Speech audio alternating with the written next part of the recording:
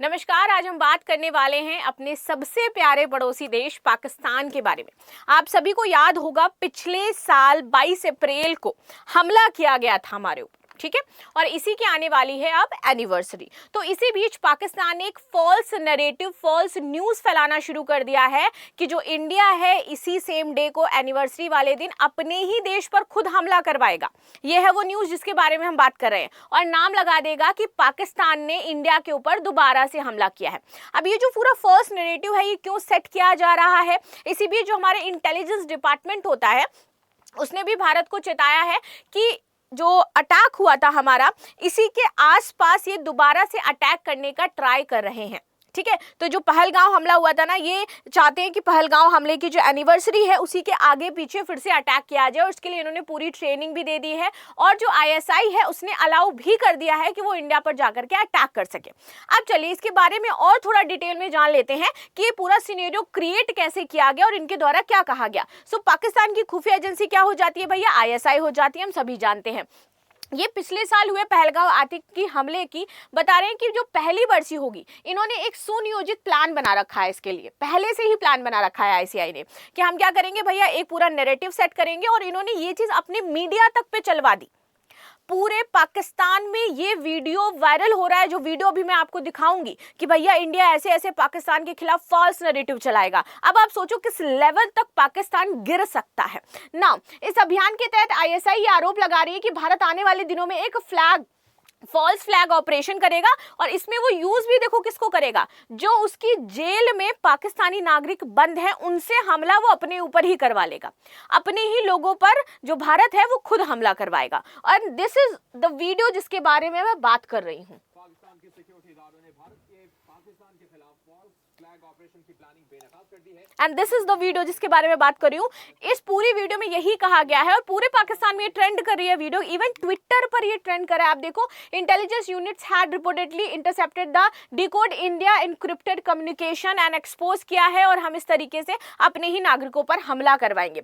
चलिए, अब इनकी जो पॉलिसी है वो पता है क्या हो जाती है, और ये क्या कर रहे हैं और क्यों कर रहे हैं। तो आप देखोगे विश्लेषकों का कहना है कि जब जो फील्ड मार्शल आसिम मुनीर है, इन्होंने पहले ही निर्देश दिए थे, वो निर्देश सामने आए थे, और इससे संकेत ये मिला था कि ये एक साथ दो तरीके की रणनीति अपना रहे हैं। ये रणनीति कैसी हो जाती है? एक तो ये संभावित ऑपरेशन करेंगे इंडिया के ऊपर, और दूसरा ये पहले से ही उसके लिए माहौल तैयार कर दे रहे हैं कि देखो भाई हमला तो होगा, क्योंकि हम ही करवाएंगे, हर बार हम ही करवाते रहते हैं, और उस हमले की जिम्मेदारी हमारे ऊपर ना आए, इसलिए पहले से ही हम एक माहौल तैयार कर देते हैं पूरे इंडिया में। आप देखिए, इसे डुअल ट्रैक रणनीति कहते हैं, जो पाकिस्तान अभी फॉलो कर रहा है इंडिया के लिए। तो उस पूरी तरीके से पहले ये एक डर विकसित करेंगे कि भैया ये हो रहा है, और उसके बाद कहेंगे हमला किया गया। अब ये सारी जो इंटेलिजेंस है वो हमारे इंटेलिजेंस डिपार्टमेंट को लिए, और डिपार्टमेंट ने ये सारी चीजें डिकोड करी। अब हमारे पास आईबी है, सीबीआई है, रॉ है, एनआई है, वो सारी चीजें सभी जो है इस पर जुट गए हैं, और इंडिया में हाई अलर्ट जारी कर दिया गया है कि जो पहलगांव हमले की एनिवर्सरी होगी उसके आगे, उसके 10 दिन पहले और 5 दिन बाद तक या 10 दिन बाद तक यहाँ पर पूरा इंडिया हमारा हाई अलर्ट पर रहेगा, क्योंकि इसी टाइम ये खबर आई है कि जो पाकिस्तान है वो हमला करेगा इंडिया पर, कोई ना कोई प्लानिंग जरूर कर रहा है। खुफिया जानकारी के अनुसार पाकिस्तान ने कथित तौर पर जैसे मोहम्मद और जो आपका लश्कर ए तैयबा जैसे संगठन है, इनके नए हमलों की अनुमति दे दी है, ठीक है। तो जो पाकिस्तानी गवर्नमेंट है उसने कह दिया है कि हाँ भैया आप लोग अब नए हमले इंडिया पर कर सकते हो, क्योंकि अब एनिवर्सरी आने वाली है, डर का माहौल शायद खत्म हो गया होगा, तो अब दोबारा जाकर के आप कश्मीर को अस्थिर कर दे जाकर के, ठीक है। अनुमति दी गई है, और हमलों का समय खास तारीखें सुनिश्चित करी गई हैं, जैसे कि पहलगांव हमले की बरसी के आसपास इसको रखा गया है। Now, अगर मैं इसी हमले की बात करूं तो आप देखोगे कि ये जो टेररिस्ट की बात करते हैं और ये कहते हैं कि भैया हम तो टेररिज्म फैला ही नहीं रहे हैं, इसका जीता जाता सबूत सामने आया। ये जो बहुत इनोसेंट बन रहे थे ना कि हमने तो हमला नहीं किया है, इंडिया में फॉल्स नैरेटिव सेट किया जाएगा और फिर ये खुद ही अपने लोगों पर हमला करवा देंगे, तो आपके सामने इंडेक्स है, आपके सामने एक इसे कहते हैं ऑथेंटिक डाटा, वो ये है जो बताया जा रहा है कि पाकिस्तान में आपका किस तरीके से टेररिज्म बढ़ा है और रैंक 1 पे आ गया है। कभी बुर्किना फासो हुआ करता था रैंक 1 पे, लेकिन अभी पाकिस्तान रैंक 1 पे आया है, और पाकिस्तान में जो मौतें हैं इन्हीं टेरर अटैक के कारण उसमें 6% की वृद्धि देखी गई है। दिस इज द डाटा जो आपको मैं यहाँ पे शो कर रही हूँ।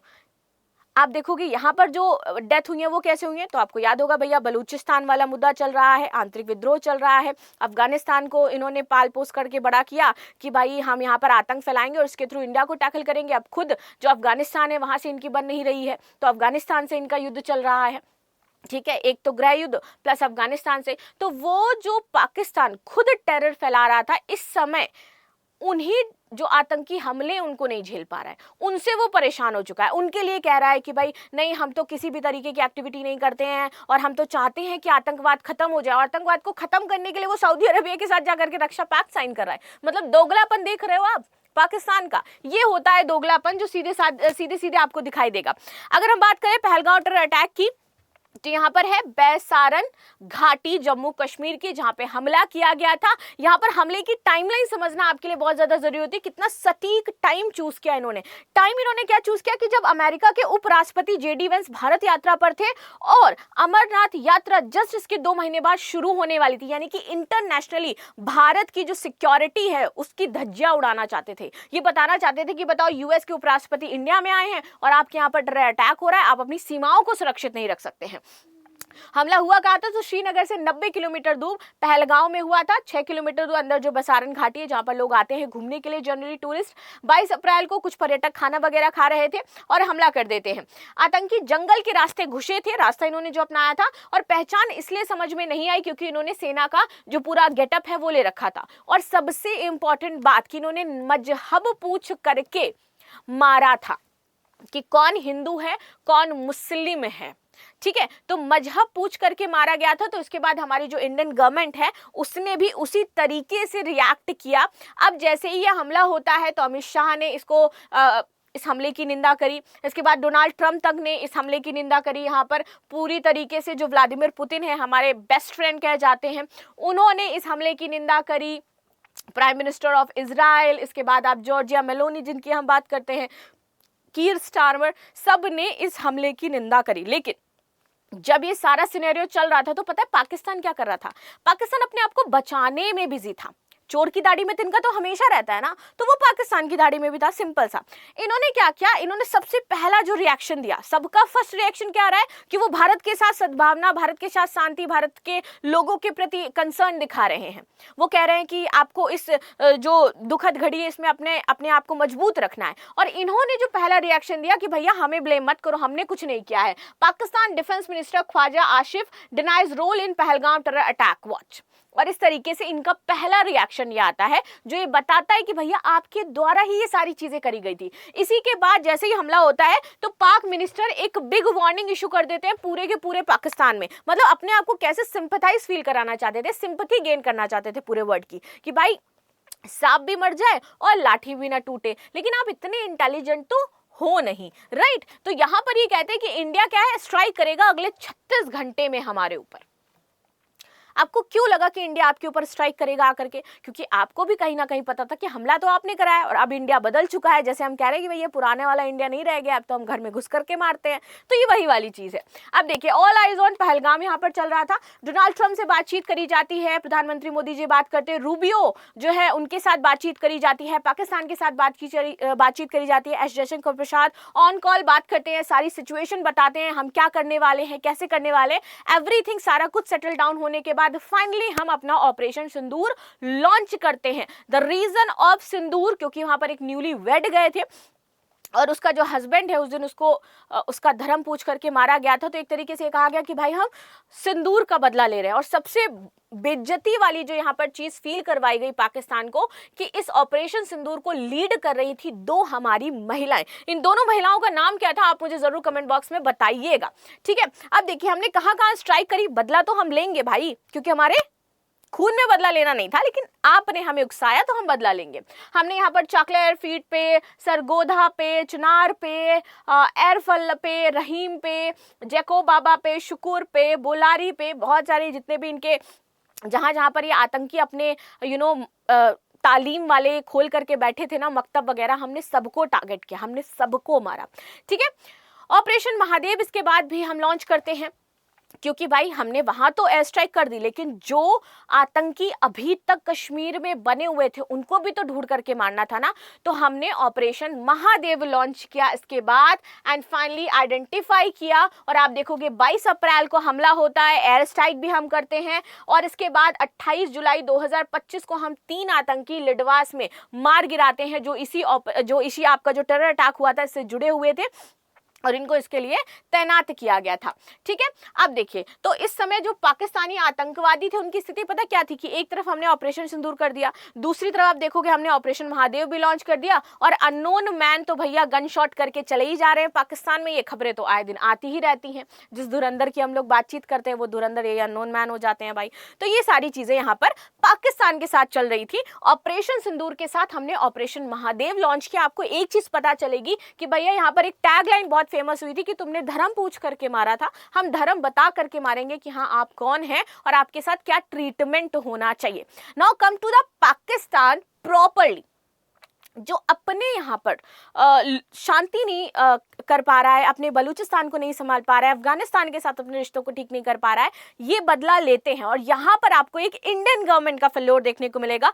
फेल्योर क्यों कह रही हूं मैं इसको, तो आप देखोगे दिल्ली में कार ब्लास्ट होता है, इतना बड़ा एक तरीके से हमला हम इसे कह सकते हैं। ये हमला था जहां पर 6:52 PM पर यह हमला हमारा होता है, और वो भी कहाँ पर, लाल किले के पास एक कार खड़ी होती है, वहां पर ये हमला किया जाता है। उससे कुछ दिन पहले हमने बहुत सारा जो RDX है वो बरामद किया था, फरीदाबाद से बरामद किया गया था, और यहाँ पर हमें लिंक पता चलते हैं कि इसमें व्हाइट कॉलर जो टेररिज्म है वो इन्वॉल्व है पूरी तरीके से। डॉक्टर्स इन्वॉल्व हैं, प्रोफेसर्स इन्वॉल्व हैं, यूनिवर्सिटी में पढ़ रहे हैं, यानी कि इनका इंडिया में कितना बड़ा लिंक हो जाता है, कितने सारे स्लीपर सेल्स इंडिया में मौजूद हैं। क्या पता कोई स्लीपर सेल अभी मुझे वीडियो से भी देख रहा हो, right, this is damn true. नहीं पता कर सकते हम आप कौन हैं, राइट। तो इस तरीके से पूरा का पूरा इन्होंने नेटवर्क बना रखा था, और इंडिया में ये ब्लास्ट होता है। इसके बाद इंडियन गवर्नमेंट को पहले इंटेल मिली हुई थी, इसके बावजूद ये ब्लास्ट हुआ। हमारी मीडिया से इसको ऐसे स्वाइप आउट किया गया कि जैसे कुछ इंडिया में हुआ ही नहीं है। मीडिया चैनल में 10 दिन बाद ये पूरी न्यूज गायब हो जाती है, सरकार तितर बितर हो जाती है, और इस पर कोई एक्शन नहीं लेती है। अगर हम एक्शन लेने के मोड में थे तो हमें एक्शन लेना चाहिए था इस पॉइंट पर भी। जब हमने उस टाइम एक्शन लिया, जब ये प्रूफ हो गया कि हाँ भैया ये ब्लास्ट हुआ है, ये आतंकी ब्लास्ट है जिसमें हमारे अगेन वही आतंकी समूह शामिल हैं, तो आपने इसका बदला क्यों नहीं लिया? इसमें भी मासूम लोगों की जान गई थी ना। आगे बात करते हैं। Vocational training centre in Karachi run by US sanctions Lashkar terrorist Nadeem is approved by Pakistani government, और ये न्यूज है 1 अप्रैल 2026 की कि यहाँ पर वोकेशनल ट्रेनिंग सेंटर चलाया जा रहा है कराची में, जो कि लश्कर तैयबा हमारा जो ग्रुप हो जाता है उसके द्वारा रन किया जा रहा है, और इसमें ट्रेनिंग दी गई है। और पाकिस्तान गवर्नमेंट ने अब अप्रूव कर दिया कि हाँ भैया तुम्हारी पूरी ट्रेनिंग हो गई है, now you are ready to bombing on India. Now this is और ट्रेनिंग का मतलब क्या होता है भाई? क्या ट्रेनिंग में सिखाया जाता है? आपको भी पता है क्या सिखाया जाता है ट्रेनिंग में। ट्रेनिंग में गन आपको क्यों सिखाई जा रही है, ट्रेनिंग में जिहाद आपको क्या पढ़ाया जा रहा है, क्या बताया जा रहा है, कौन जिहादी है कौन नहीं है, इस तरीके से ये पूरा इनको दे दिया जाता है। ये पर यहीं पर भी नहीं रुकते हैं। इसी बीच आप देखोगे एक समुद्री जिहाद भी, एक जैसे व्हाइट कॉलर जिहाद हमारे सामने आया, डॉक्टर वगैरह इन्वॉल्व है, वैसे एक समुद्री जिहाद भी आया था, जिहाद जिसमें नेवी चीफ ने वार्न किया था कि शायद हमारे सी रूट पर अटैक हो सकता है, जिसमें वेस्ट कोस्ट कराची से लेकर के मुंबई पर हमले करने की प्लानिंग थी। अब अगर हम बात करें तो ये क्या करते हैं कि दूसरे नेशंस पर हमला कराते रहते हैं, लेकिन अपने यहाँ पर जो बलूचिस्तान है उसको सॉल्व नहीं कर पा रहे। इंडिया इसका प्रॉपर तरीके से बदला ले सकता है, बलूचिस्तान को पाकिस्तान से अलग करके, बलूचिस्तान का सपोर्ट करके, बलूचिस्तान को मिलिट्री ये सारी चीजें दे करके, और बैक एंड पर इंडिया को ऐसा जरूर करना चाहिए, क्योंकि तभी जाकर कि हम इसको टैकल भी कर सकते हैं। और अगेन बलूचिस्तान तो ये चाहता भी है कि इंडिया सपोर्ट में आए। अगर हम इंडिया और पाकिस्तान की हिस्ट्री की बात करें कि कब कब कॉन्फ्लिक्ट हुए, तो ये कभी नहीं रुके हैं। जब से ये अलग हुए ना हमसे, मतलब कि बच्चा बाप से अलग क्या हुआ, बिगड़ ही गया पूरे का पूरा, समझ ही नहीं आया। तो कभी जरूरत पड़ती है 2-4 थप्पड़ लगाने की, लाठी मारने की, जूते भिगो भिगो के मारने की, तो वो पाकिस्तान के साथ करना चाहिए ना। 1940 से 1950 की बात करें तो भैया 1947 में हम आजाद हो जाते हैं अगस्त में, लेकिन ये अक्टूबर में ही जंग छेड़ देते हैं। अगस्त में हम अलग हुए, अक्टूबर में ही इन्होंने जंग छेड़ दी। इसके बाद 1960 से 1970 की बात करें तो 1965 में सेकेंड कश्मीर वॉर यहाँ पर होता है, 1971 में इंडो पाकिस्तान वॉर होता है, हम बांग्लादेश को अलग करते हैं।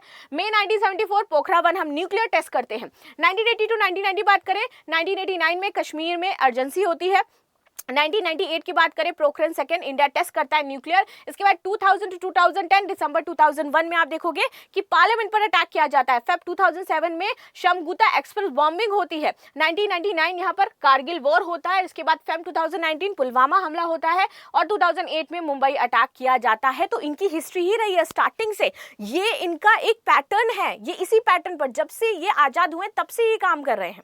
अब जरूरत है एक्शन, रिएक्शन, ये सारी चीजें दिखाने की कि भाई देखो हम आपसे वाकई बात करना चाहते हैं, बट लातों के भूत बातों से नहीं मानते। And Pakistan is like that भूत एंड इंडिया इज लाइक लात, कि भाई तुम्हें लात से मारना पड़ेगा तभी तो तुम समझ में आओगे। तो फाइनली अब पाकिस्तान के टुकड़े होना बहुत ज्यादा जरूरी है। सिंध प्रांत बन जाए, बलूचिस्तान बन जाए, पाकिस्तान हो जाए। एक वैसे ही पहले अलग हो चुका है बांग्लादेश, और अब इनके और जब तक छोटे छोटे टुकड़े नहीं होंगे तब तक मुझे लगता कि पाकिस्तान शांत बैठने वाला है। So this is the scenario जो पाकिस्तान जिसमें फिट होने का ट्राई कर रहा है। पाकिस्तान जो सोच रहा है कि भैया हम सांप भी मार दे, लाठी भी ना टूटे, हम एक तरफ ये भी ब्लेम लगा दे कि इंडिया ने अपने ही लोगों पर हमला करवाया और हम लश्कर-ए-तैयबा से हमला भी करवा दे। तो इस पर आप सभी की क्या राय है जरूर बताइएगा। एंड लास्ट में मेरा क्वेश्चन हो जाता है कि ये जो जिहाद, धर्म, इन सारी चीजों की बातचीत करी जाती है, इस पर आपका क्या लेना है? क्या वाकई एक धर्म एक टेररिज्म से जुड़ा हुआ है, या फिर जो टेररिस्ट होते हैं उनका कोई धर्म नहीं होता? Then please let me know in the comment section. मिलते हैं नेक्स्ट क्लास में, तब तक के लिए धन्यवाद। लाइक शेयर सब्सक्राइब करना बिल्कुल भी ना भूलें and thank you so much.